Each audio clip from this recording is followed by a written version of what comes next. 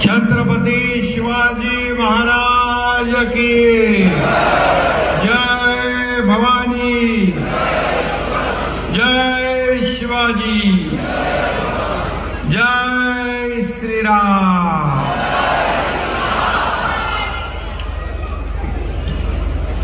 शिवसंकल्प mission 48 या आपल्या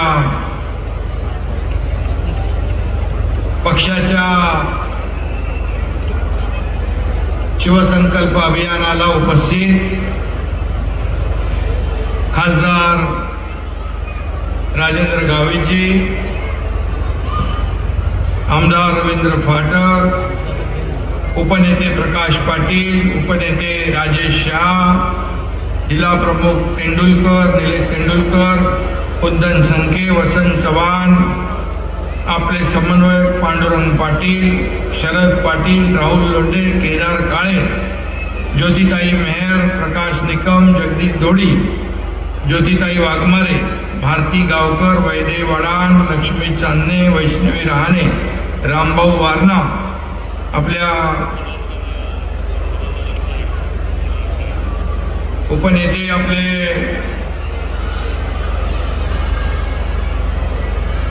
त्यांच्या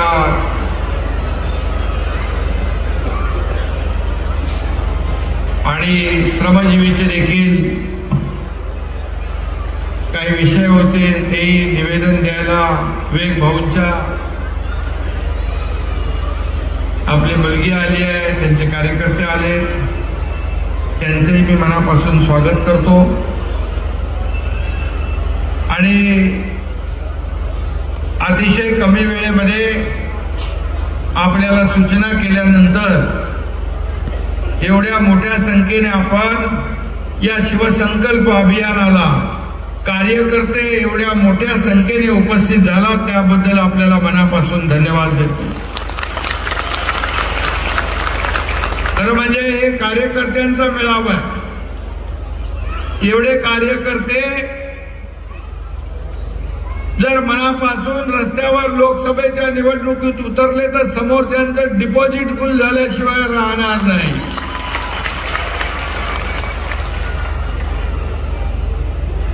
आणि म्हणून जेव्हा जेव्हा आपण मनापासून कामाला उतरतो तेव्हा तेव्हा अटीतटीच्या लढाया आपण जिंकलेल्या आहेत,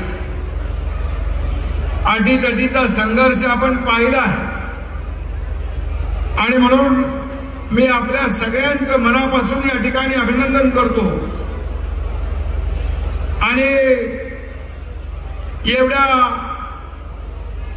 मोठ्या संख्येने आपण आल्याबद्दल खरं म्हणजे शिवसंकल्प हा लोकसभा निवडणुकीची खऱ्या अर्थाने ही आपण एक तयारी म्हणूया।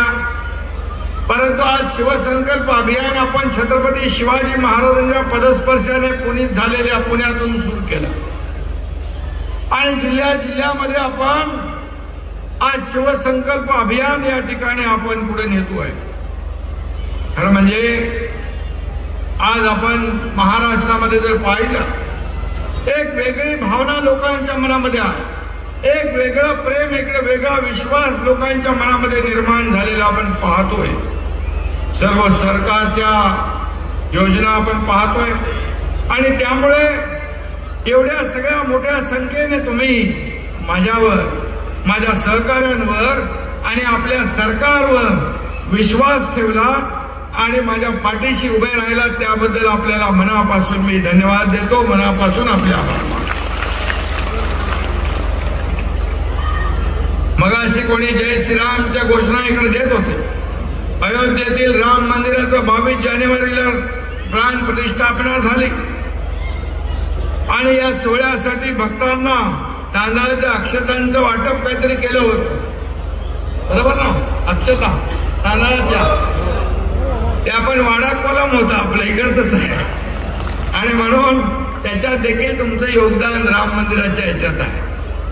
आज त्याला लाकूड गेलेलं आपल्या चंद्रपूर मधून गेलेलं आहे. हे मोठं योगदान आहे. त्या काळामध्ये आपण पाहिलेलं आहे बाळासाहेबांचं योगदान. बाळासाहेबांचं ज्या राम मंदिराशी असलेला जिव्हाळा, ठाण्यामधून धर्मवीर आनंद दिघे साहेबांनी त्या काळात 400 चांदीची वीट दिली होती. त्यामुळे ठाणं तेव्हा एकच होतं. आणि धर्मवीर आनंद दिघे साहेबांचं पालघर जिल्ह्यावर देखील, म्हणजे अख्ख्या ठाणे जिल्हा म्हणजे पालघरही होता त्यावेळेस. एक वेगळं प्रेम, वेगळं नातं, वेगळा जिव्हाळा धर्मवीर आनंद दिघे साहेबांच्या मनामध्ये या पालघर वासियांच्या बद्दल होता. आपण सिनेमामध्ये पाहिलं असेल की पालघर जिल्ह्यातल्या गावागावामध्ये दिघे साहेबांनी पायाला भिंगरी लावून संघटना वाढवली, मोठी केली. आणि म्हणून आज आपण पाहतोय की ठाणे आणि पालघर जिल्हा दोन असले तरी सुद्धा त्याची नाळ एकच आहे, शिवसेनेची जुळलेली आहे, शिवसेनेची जुळलेली आहे.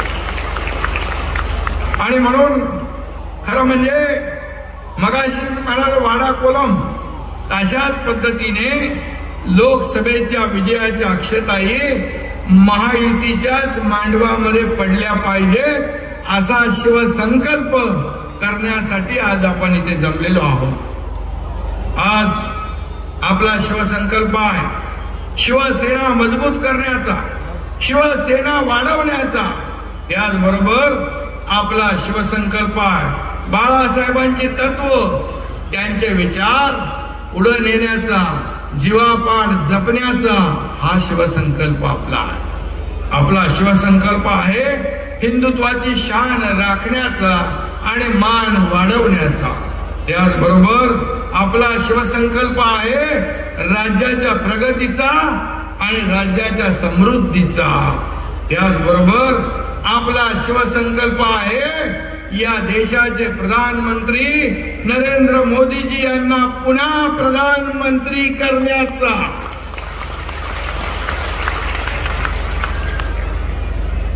आपला शिवसंकल्प आहे तो विरोधकांना चारी मुंड्या चीत करण्याचा. आणि म्हणून आज आपण इकडे जमलेलो आहोत. कोणताही संकल्प करायचा असेल तर त्याला निर्धार लागतो, त्याला जिद्द लागते, त्याला मनापासून तळमळ लागते. आणि म्हणून आपण सर्व शक्ती आणि पूर्ण ताकद पणाला लावून झोकून देण्याची वृत्ती आपल्यामध्ये आहे. बाळासाहेबांनी आपल्याला शिकवण दिली आहे, धर्मवीर आनंद दिघे साहेबांनी आपल्याला शिकवण दिली आहे. त्याने आपल्याला मार्ग दाखवला आहे की 80% समाजकारण, 20% राजकारण. आणि म्हणून त्या मार्गाने आपण जातो आहे.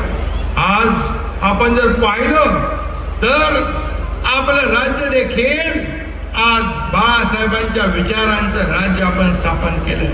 बाळासाहेबांची भूमिका घेऊन आपण सरकार स्थापन केलंय. धर्मवीर आनंद दिघे साहेबांचे विचार घेऊन आपण हे सरकार स्थापन केलंय. आणि म्हणून धर्मवीर आनंद दिघे साहेबांच्या बद्दल मी आपल्याला बोललो की दिघे साहेबांकडे काय होतं, त्यांचा बँकेमध्ये खातं देखील नव्हतं. एक केवळ जिल्हा प्रमुख पद त्यांच्याकडे होतं, पण त्यांनी आपल्या कामातून एवढा मोठा दरारा निर्माण केला की त्यांचा फोन जरी गेला तरी समोरचा चळाचळा कापायचा हे त्यांचं काम होतं. हा त्यांचा दरारा होता. आणि म्हणून आज दिघे साहेबांच्या दरबारामध्ये आपल्याला न्याय मिळेल अशी भावना त्या काळामध्ये आपण पाहिली.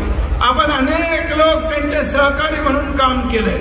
अनेक लोकांनी त्यांच्या सोबत, त्यांच्या सहवासात, त्यांच्या मार्गदर्शनामध्ये काम करण्याचं आपल्याला भाग्य मिळालं. दिघे साहेबांच्या जाण्याला 23 वर्ष झाली, जवळपास 2 तपं लोटली.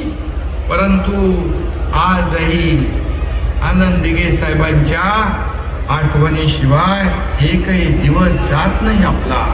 एवढा जिव्हाळा, एवढं प्रेम, एवढं आपुलकी आणि एवढं सगळं त्यांनी करून ठेवलंय.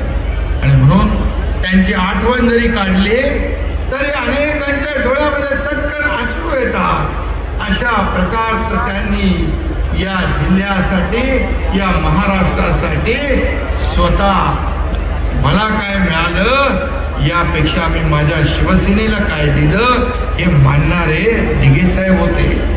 मला काय मिळालं यापेक्षा माझ्याकडे प्रत्येक जण अडला नडला गरजू येतोय त्याला काय मिळालं, त्याला कसं समाधान मिळेल हे बघण्याचं काम आनंद दिघे साहेबांनी केलं.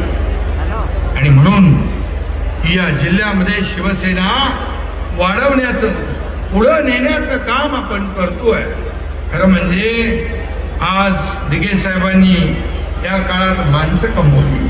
त्यांच्या कर्तृत्वाचा अंश जरी प्रत्येकाच्या आपल्यामध्ये आला तर आपण धन्य झालो असं आपल्याला समजता येईल. एवढं कर्तृत्व गाजवून ते गेले.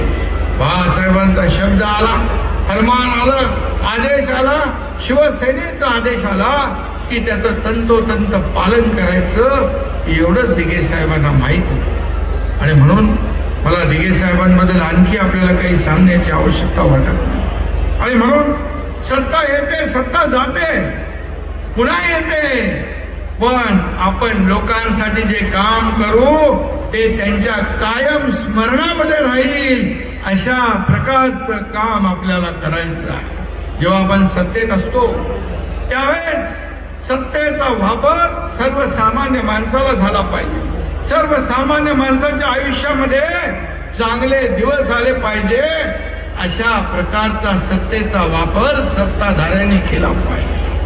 एखाद्या वेळेस कायम सत्ता नसते, परंतु जेव्हा ती व्यक्ती सत्तेत नसते त्यावेळेस जाणारा येणारा सर्वसामान्य माणूस त्याच्याकडे तोंड वाकडं करून पाठ मरून जाता कामा नये. तिथं उभा राहून त्याला विचारलं पाहिजे काय बाबा कसं काय. आणि जर आपण चुकीचं काम केलं तर तो विचार करतो सत्ता होती तेव्हा खूप डोक्यात हवा होती, मस्ती होती, आणि अशा प्रकारची जी वागणूक आहे या अशा प्रकारची वागणूक समोरच्याकडून आपल्याला अपेक्षित असेल तर आपल्याला जे जे काही सत्ताधारी असतील, जी काही आपल्याकडे पद असतील, मग कोणी मी मुख्यमंत्री म्हणून असो, मंत्री म्हणून असो, खासदार म्हणून असो, आमदार म्हणून असो, महापौर असो, जिल्हाध्यक्ष असो, जिल्हा परिषद अध्यक्ष असो, नगराध्यक्ष असो, अगदी साधा आपला कार्यकर्ता शाखा प्रमुख जरी असो. आणि म्हणून आज शिवसेना बाळासाहेबांना अभिप्रेत असलेलं काम, धर्मवीर दिघे साहेबांना अभिप्रेत असलेलं काम आपल्याला करायचं आहे. 2 दिवसापूर्वी काँग्रेस सरकारच्या काळातला व्हाईट पेपर आला. काँग्रेसच्या कार्यकाळात केंद्र सरकारने खरं तर व्हाईट पेपर ऐवजी ब्लॅक पेपर काढायला हवा होता. अशा प्रकारचे काळे कारनामे त्या काळात झाले. भ्रष्टाचार, काळी कृत्य, काळा बाजार, काळा पैसा हे सगळं त्याचा कळस गाठला होता. आणि या भ्रष्टाचारी आणि याच हिंदुत्व विरोधी लोकांच्या मांडीवर बसून काही जणांनी स्वतःच काय करून घेतलं तेही आपल्याला माहिती. स्वतःच तोंडही काळं करून घेतलं. आणि म्हणून शिवसेनेला बाळासाहेबांच्या हिंदुत्ववादी विचारांना काळीमा फासण्याचा ज्यांचा प्रयत्न होता, पण आपण काँग्रेसच्या दावणीला बांधलेली शिवसेना सोडवण्याचं काम केलं. धनुष्यबाण गहाण टाकलेला सोडवण्याचं काम केलं. आज आपल्याला माहित आहे की अनेक लोक रोज आपल्यावर आरोप करतायत, प्रत्यारोप करतायत. आज 50 आमदार, 13 खासदार, विधान परिषदेतले आमदार, जिल्हा परिषदेचे अध्यक्ष, जिल्हा परिषद सदस्य, हजारो शेकडो लोकप्रतिनिधी, जिल्हाध्यक्ष, आज महिला भगिनी एवढ्या मोठ्या संख्येने इकडे आल्या. त्या काय येतात? एक विश्वास दाखवून येतात. गेला की तो गद्दा, गेला की त्यांनी खोके घेतले. अरे खोके घेतले म्हणायला सोपं आहे. मध्ये कोणीतरी म्हणालं यांना खोके नाही कंटेनर लागतात. आता याचा साक्षीदार माझ्यापेक्षा दुसरा कोण असू शकतो?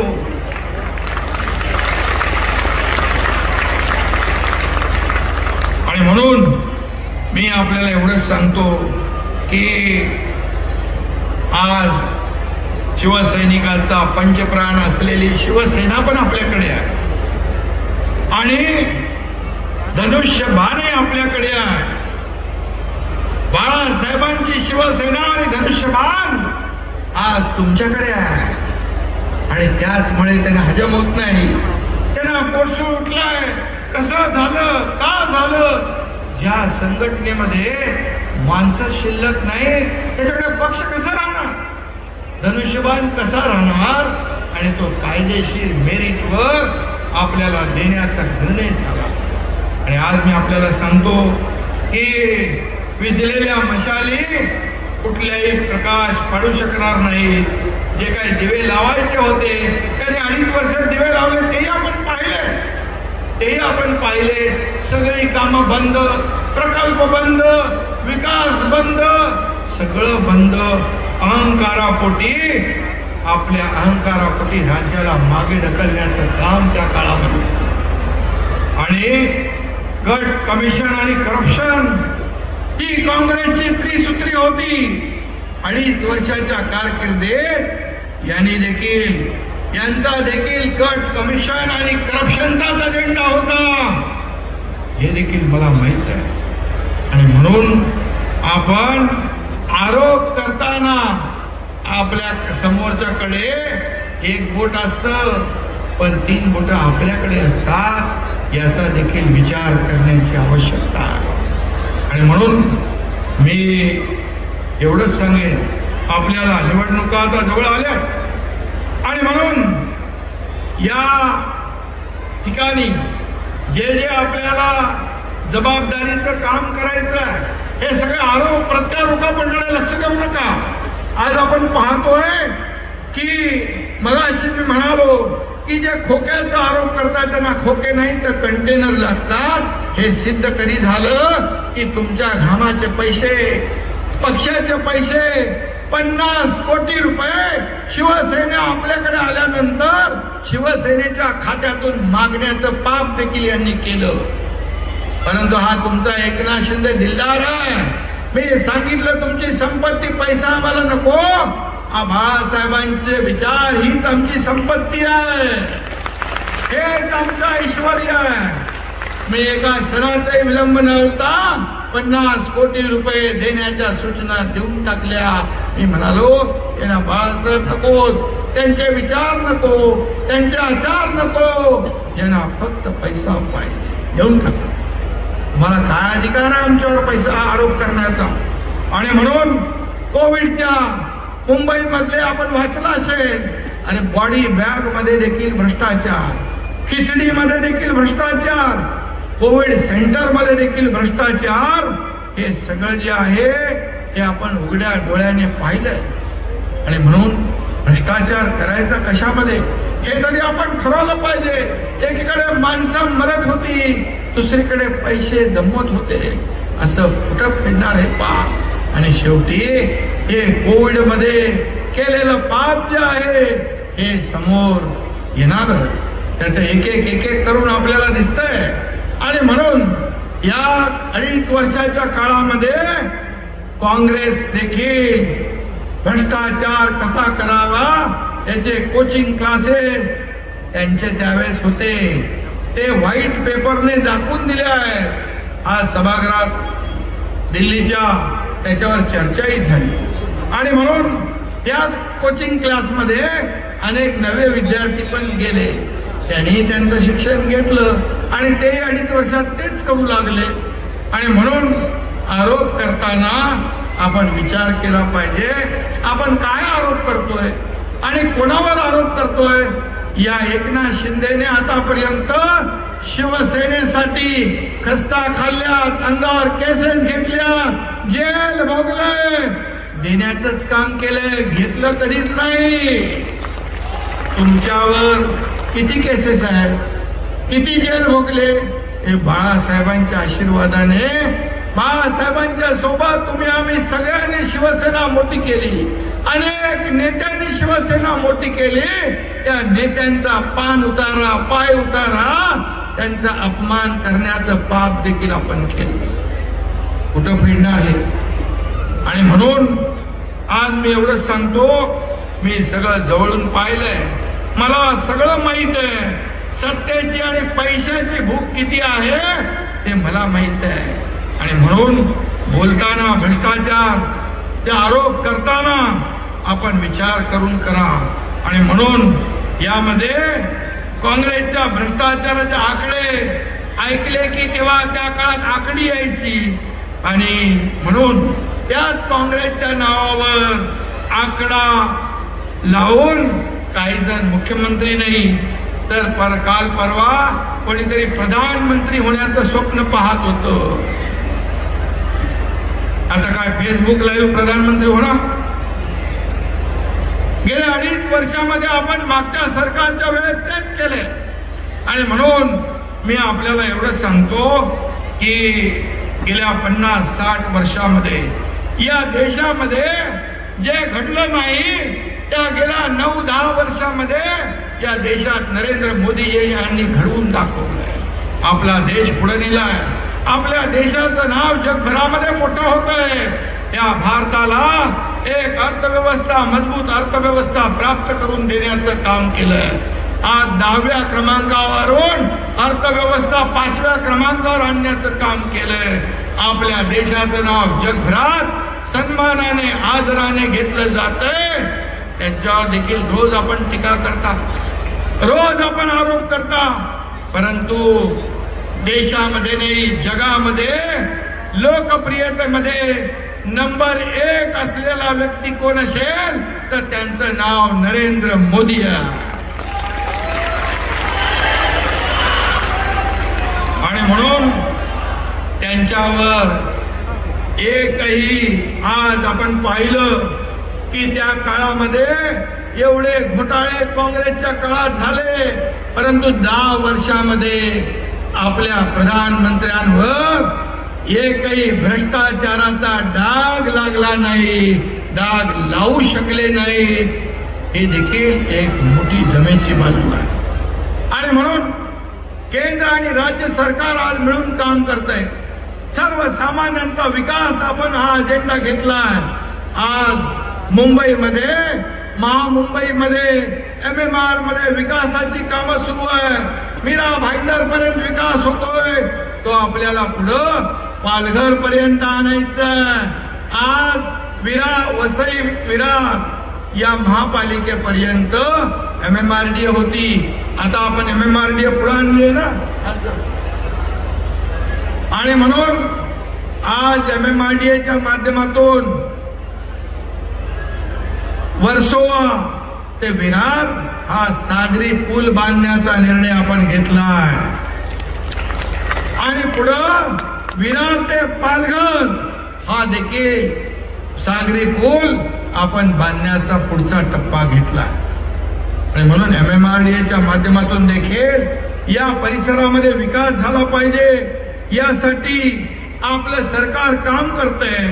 आणि म्हणून या विकासाच्या मुद्द्यावर आज लोकांचे सरकारने निर्णय घेतले. शेतकऱ्यांसाठी, कष्टकऱ्यांसाठी, कामगारांसाठी, या महिला भगिनींसाठी एसटी मध्ये आपण 50% सवलत दिली. आता माझ्या भगिनी आपल्या नवऱ्याला सांगतात, बाबा तुम्ही थांबा, 50 अर्ध्या तिकिटामध्ये जाते, बाजारात करून येते. बरोबर आहे ना. आणि एसटी तोट्यात होती, पण तुमच्यासाठी निर्णय घेतल्यावर एसटीचा तोटाही दूर झाला आणि एसटी फायद्यामध्ये यायला लागली. आज ज्येष्ठांना आपण 75 वर्ष ज्येष्ठांना एसटी मध्ये मोफत प्रवास दिलाय. आज शेतकऱ्यांसाठी आपण अनेक योजनांचा निर्णय घेतलाय. केंद्र सरकारचे, मोदी साहेबांचे 6,000 रुपये होते, त्याच्यामध्ये राज्य सरकारने परत 6,000 रुपये टाकले.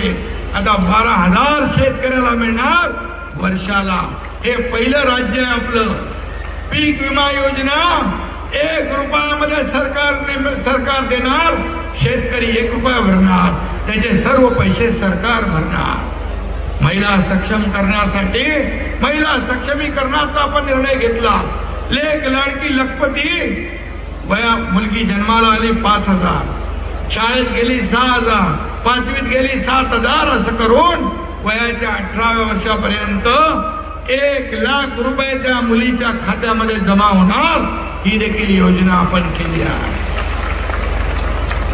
बचत गटाच्या माध्यमातून महिलांना सक्षम करणं, त्यांच्या वस्तूंचं ब्रँडिंग मार्केटिंग करणं, बाजारामध्ये विक्रीला त्यांना मदत करणं आणि रिव्हॉल्विंग फंड जो आहे तो वाढवणं, याचा देखील आपण निर्णय घेतला.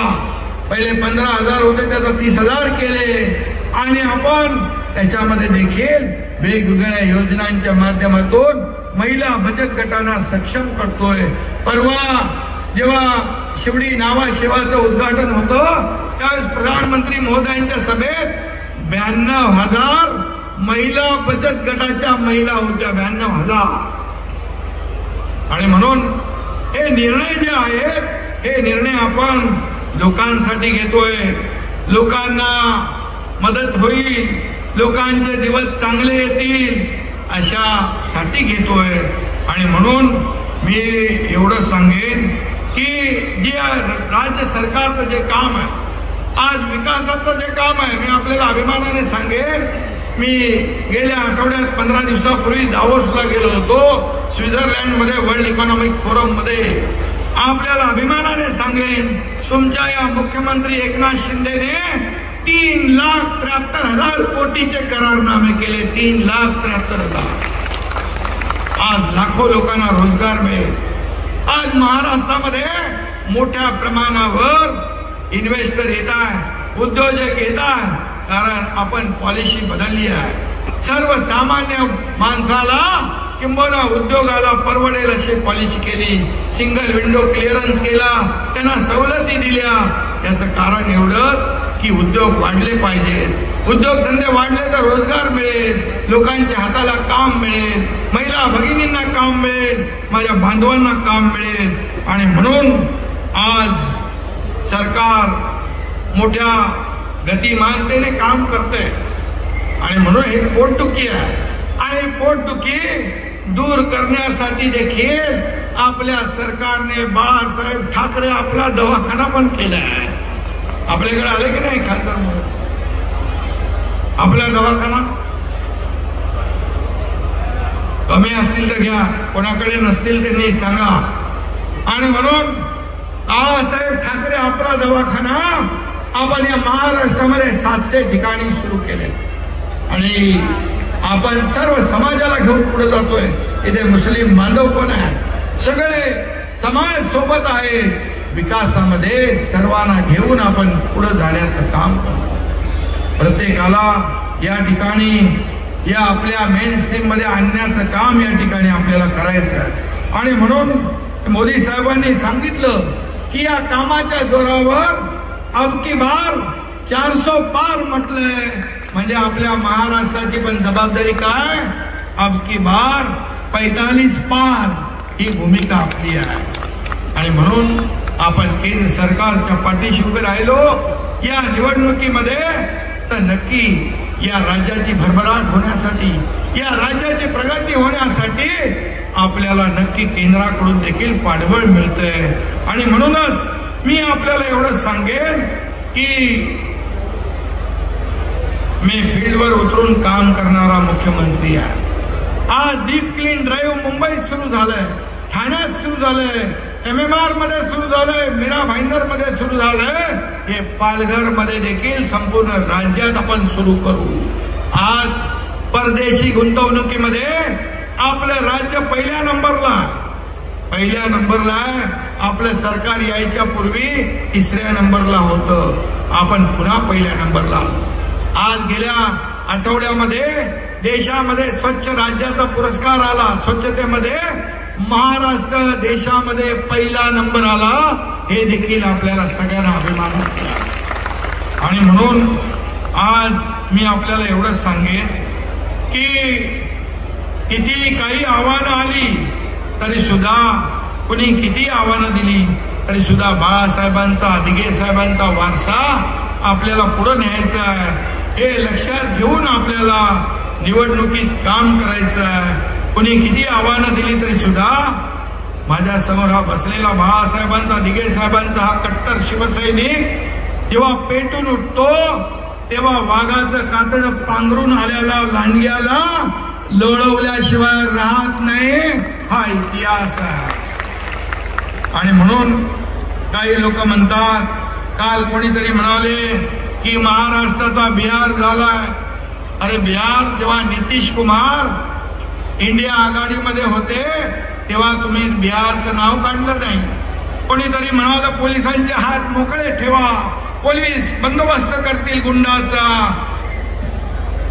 पोलिसांचे हात मोकळे आहेत. आज गृहमंत्री समर्थ आहे, सक्षम आहे. आज तुम्हाला मी एवढंच सांगेन, ज्यांच्या काळामध्ये पोलिसांचे हात यांनी मोकळे सोडले त्यांनी 100 कोटी गोळा केले आणि गृहमंत्री पण जेलमध्ये गेले, हे माहित आहे ना आपल्याला. आणि म्हणून त्यांच्या 2.5 वर्षाच्या काळामध्ये जे गुन्हे केलेले आहे त्याचा पाठपुरावा केला तर मला वाटतं उभाटा सेनेचा तिहार झाल्याशिवाय राहणार नाही. अशा प्रकारचं काम तुम्ही केलं. खरं म्हणजे उल्हासनगर आणि कल्याण येथे झालेल्या घटना या दुर्दैवीच आहेत. या दुर्दैवी घटना आहेत. अशा घटना होताच कामा नये, परंतु या घटनांचं राजकारण होतंय हे त्यापेक्षाही दुर्दैवी आहे. काल अभिषेक घोसाळकर यांचा दुर्दैवी मृत्यू झाला. एक तरुण मुलगा एक जीवानीशी जातो, एक जेव्हा नवीन उमेद असते तेव्हा त्याचा जीव जातो. हे देखील आमच्यासाठी वेदनादायी आहे, दुःखदायी आहे. परंतु त्याचं देखील आपण राजकारण करता, त्याचंही आपण राजकारण करता. त्याच्यामध्ये म्हणता की गोळ्या मारणारा कोण होता. आता फेसबुक लाईव्ह सगळं बघितलं, पोलीस तपास करतात. पोलीस त्याचा योग्य तो समाचार घेतील, जे आरोपी आहेत जे कोणी गुन्हेगार आहेत त्यांना अटक करतील. परंतु त्याच्या हत्येमागचं कारण सोयीस्करपणे दुर्लक्ष करून सरकारवर टीका करण्याचा हा कुठला प्रकार आहे. खरं म्हणजे मी आपल्याला एवढंच सांगेन, जे काय आहे ते कधी सत्य दाबलं जाणार नाही, सत्य लोकांसमोर आल्याशिवाय राहणार नाही, कुणालाही पाठीशी घातलं जाणार नाही. हे सरकार सर्वसामान्यांना न्याय देणारं सरकार आहे, कुणाला पाठीशी घालणारं सरकार बिलकुल नाही. आणि म्हणून या आपल्या पालघरमध्ये जेव्हा 2 निष्पाप साधूंची हत्या झाली तेव्हा महाराष्ट्राचा बिहार झाला हे म्हणाले नाहीत ते. मी तर म्हणेन हे एवढे गुन्हे झाले, सुशांत सिंग राजपूत, दिशा सालियन यांच्या हत्या आत्महत्याचे जे प्रकरण झाले त्यातले देखील पुरावे मिटवण्याचं काम केलं तेव्हा त्यांना आठवलं नाही. त्याचबरोबर अंबानी उद्योजक यांच्या घराखाली जेव्हा बॉम्ब ठेवले गेले त्यावेळेस त्यांनी विचार केला नाही की आपलं महाराष्ट्र आहे की आणखी काय.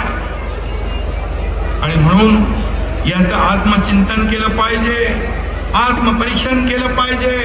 हनुमान चालीसा म्हटलं म्हणून ते खासदार आणि आमदार यांना जेलमध्ये टाकून दिलं, देशद्रोहाचा गुन्हा दाखल केला, मुख्यमंत्र्यांवर टीका केली म्हणून नारायण राणे यांचे गृह केंद्रीय मंत्री असताना त्यांना जेवणाच्या ताटावरून उठवण्याचं काम तुम्ही केलं. हे विसरलात, हे विसरत आम्ही विसरणार नाही. आणि म्हणून मी एवढंच सांगतो की खालच्या पातळीवर जाऊन टीका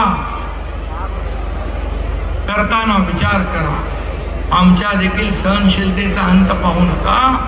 मी एवढंच सांगतो, आमच्या सरकारमध्ये सूड भावनेने कुठलाही निर्णय आम्ही घेणार नाही, सूड भावनेने कुणावरही कारवाई आम्ही करणार नाही. पण जो आरोपी असेल त्या आरोपीला, गुन्हेगारालाही सोडलं जाणार नाही, हे मी या ठिकाणी सांगू इच्छितो. आणि म्हणून कायदा सुव्यवस्था राबवण्यासाठी गृह विभाग आणि गृहमंत्री सक्षम आहेत, मगाशी मी म्हटलं. आणि म्हणून मी आपल्याला एवढंच सांगतो की जे काय आता निवडणुकीचा काळ पुढे सुरू होतोय, शिवसंकल्प अभियान आपण सुरू केला. शिवसंकल्प काय आहे हे मी आपल्याला सांगितलंय.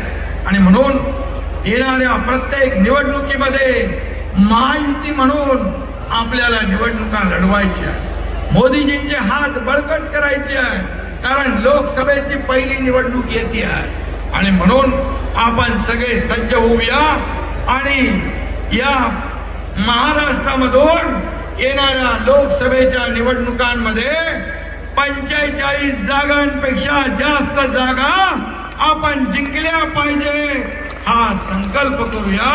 पुन्हा एकदा मी आपल्या सगळ्यांना मनापासून या ठिकाणी धन्यवाद देत असताना मला या ठिकाणी काही निवेदनं आलेली आहेत. वन जमिनी हक्क त्यासाठी देखील आपण निर्णय घेऊ.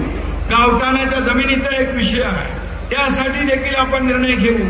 पेसा भरतीमध्ये ओबीसी आणि आदिवासी जो विषय आहे त्याचीही बैठक आपण घेऊ. आणि त्याचबरोबर जगदीशने मला आठवण केली, कन्यादान योजनेमध्ये 10,000 रुपये होते ते आपण 25,000 केले, त्याचा देखील आपण GR तात्काळ काढू. एवढंच मी या प्रसंगी सांगतो. पुन्हा एकदा आपल्याला सांगतो की हा पालघर हा शिवसेनेचा बालेकिल्ला आहे. आज शिवसेना, भाजपा आणि अजितदादा पवार, राष्ट्रवादी काँग्रेस आणि इतर जे आपले मित्र पक्ष अशी महायुती आपली आहे. आणि या महायुतीच्या माध्यमातून येणाऱ्या लोकसभेच्या निवडणुका आपल्याला लढवायच्या आहेत आणि लोकसभेच्या निवडणुका आपल्याला जिंकायच्या आहेत. त्यानंतर येणाऱ्या विधानसभेच्या निवडणुकांमध्ये देखील महायुतीला जबरदस्त असं यश आपल्याला मिळवून द्यायचं आहे. एवढंच आपल्याला सांगतो. आणि या शिवसंकल्प अभियानामध्ये आपल्याला मी एवढं सांगेन की शासनाचे जे निर्णय आहेत हे निर्णय लोकांपर्यंत पोहोचवण्याचं काम शिवदूत म्हणून आपण करा. घेतलेले निर्णय त्याचा लाभ लोकांना मिळाला पाहिजे, जनतेला मिळाला पाहिजे. एवढं काम आपण जर केलं, मला वाटतं एवढे निर्णय सर्वसामान्य लोकांसाठी आपण घेतले, हे सरकार सर्वसामान्यांच्या आयुष्यामध्ये बदल घडवल्याशिवाय राहणार नाही हा विश्वास या ठिकाणी व्यक्त करतो. आणि पुन्हा एकदा सांगतो, हा एकनाथ शिंदे माझ्या शरीरामध्ये रक्ताचा शेवटचा थेंब असेपर्यंत या महाराष्ट्रातल्या जनतेची सेवा हा एकनाथ शिंदे करेल हा शब्द आणि विश्वास आपल्याला देतो. धन्यवाद. जय हिंद, जय महाराष्ट्र.